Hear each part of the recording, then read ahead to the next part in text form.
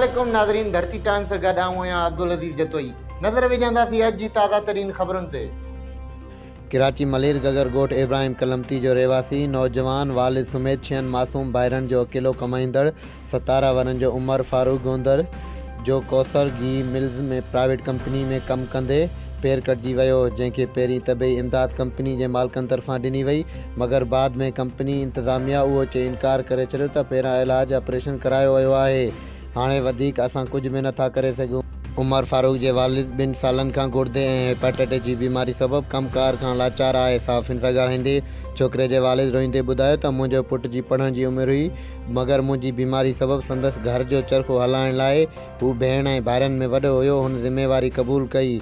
घर जो चरखो हलाईंदो हो। हादसे माल कंपनी जे ज़िम्मेवारनि छोकिरे जी मुकमिल इलाज ऐं नंढे भाउ खे नौकरी जो आसरो ॾिनो ऐं बाद में वज़ीफ़ो ॾियण खां बि इनकार करे छॾियो आहे। फारूक गुंदर जी वालदा चयो त असांजे घर जी चुल्ह असांजी पुट जी कमाई ते हलंदी हुई। पुट सां हादसो थियण खां पोइ मासूम ॿाड़ा बुखू कटण ते मजबूर आहिनि। असांजी ज़िंदगी वॾी मुश्किल सां गुज़री रही आहे। घर जो किरायो बिजली जा बिल रहिजी विया आहिनि।